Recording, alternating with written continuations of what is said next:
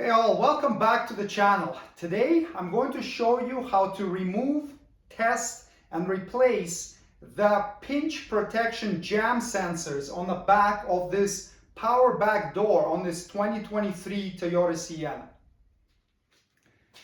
The touch sensor for the power back door is located right here all along the edge, and its purpose there is to prevent pinching of your body parts, for example, when the door is closing. So it's supposed to prevent that. Now, if your power back door was closing and your hand was here and it got jammed in and this thing didn't reverse, then you know there's something wrong with it. Alternatively, you could have some fault codes in the computer for B222A13 or B222B13. So the A13 is for the left side touch sensor and the B13 is for the right side touch sensor.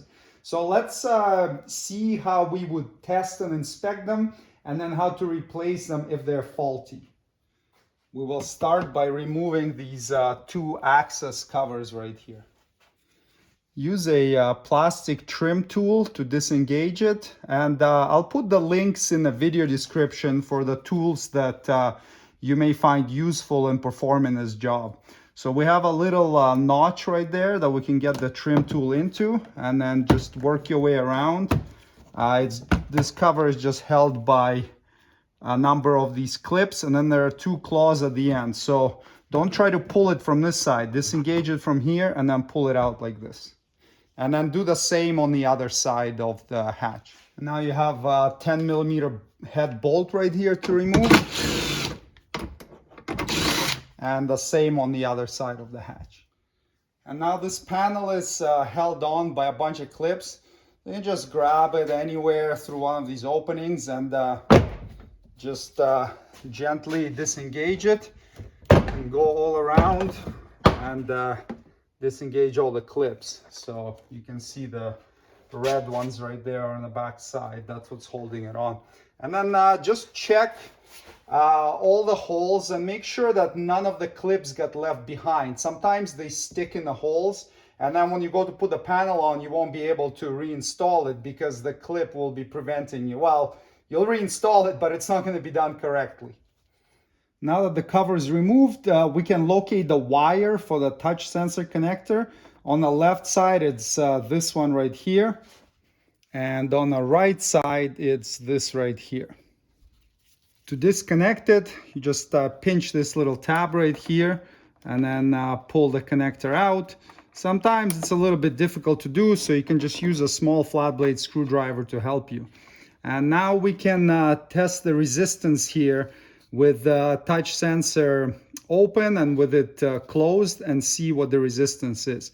Now, when we get the pins in here, they can't be too big. They have to be just the right size. If you insert some test leads inside that are too big, they're going to expand the female terminals inside, and then they won't make a good connection with the male terminals when you reinstall them. So you need to get the right size test pins for this. Don't get anything that's too big.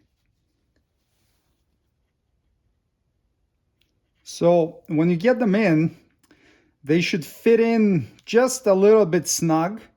If you're having a hard time getting them in there, that's a problem. And if you get them in and then they fall out of there, that's a problem too.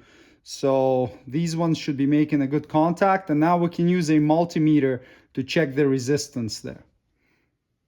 I've got my test leads hooked up to each of the pins, and I have a little piece of electrical tape in between so that they don't touch. And now we can connect the other ends to our ohm meter. All right, now let's check the resistance between those two pins with the touch sensor not activated. If you have an automatic multimeter, just put it on auto resistance measuring. Mine's a manual. We're looking to get between 950 and 1050 ohms. So I'm gonna put mine on 2 kilo ohm setting and see what resistance we get. So we have 998 ohms, pretty much 1,000 ohms, which is right in the middle of what we expect. We want to see between 950 to 1050, so we're exactly there. It says 0.999, but it's just because of the setting it's on. So that's actually 999 ohms. So that's good.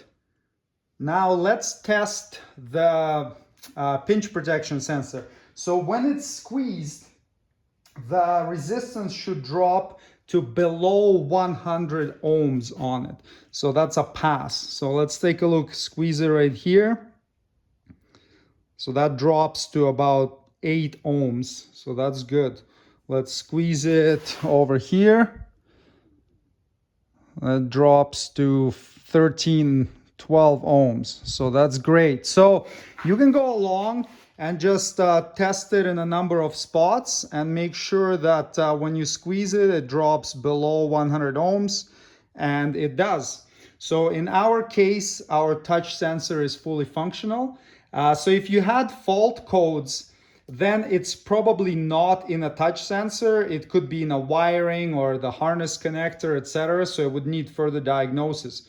However, if it failed this test and the resistance was out of spec, you would go ahead and replace it. So I'll show you how to do that right now. We have 5 screws with 8mm heads holding these touch sensors in place. So we got to remove them all.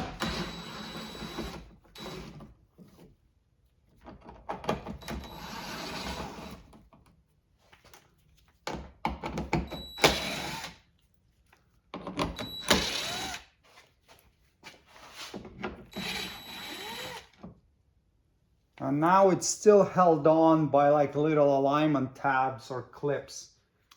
And we can use a plastic trim tool to disengage those. And this is what those little clips look like right here. Let's try to catch this one so it doesn't fly away. And there we go. And now we can carefully remove this whole touch sensor assembly out of here. Before we install the new one or reinstall this one, just note that these grommets here where we pulled the clips out of, they have a rectangular cutout in them. So the clip has to go back in a certain way, otherwise it won't fit. And now we can take the wiring harness, feed it back through there, reinstall this piece the same way it came out, and install these 2 little clips to hold it in place. Just making sure we align them properly. So there's one.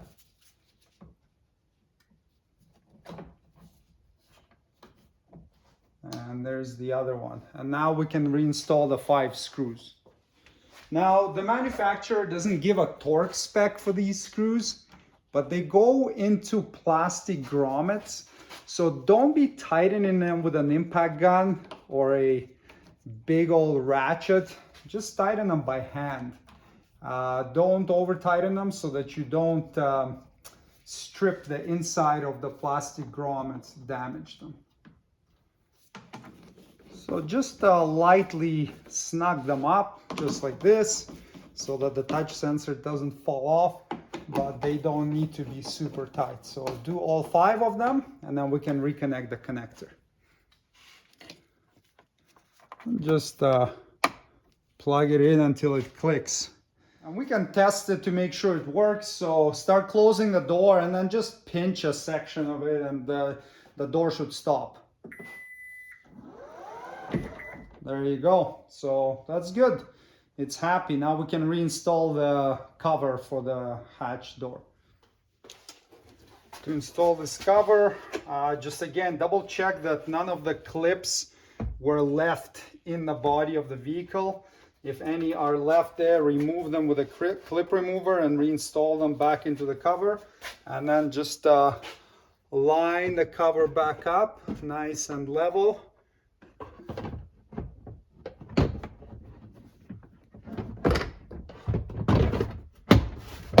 And and then go around and engage all the clips. Make sure they all clip in by going around and just pressing in all the areas with your hand, otherwise you can have rattles and whatnot. And then once you're satisfied, we can reinstall the bolt.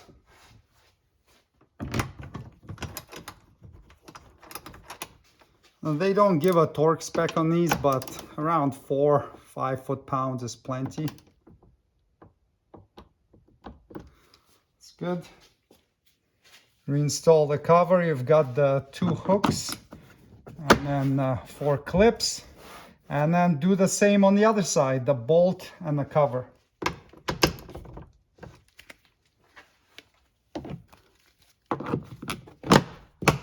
And there you go, all done. Thanks for watching. Subscribe if you'd like to see more Toyota Sienna maintenance and repair videos. See you next time. Cheers.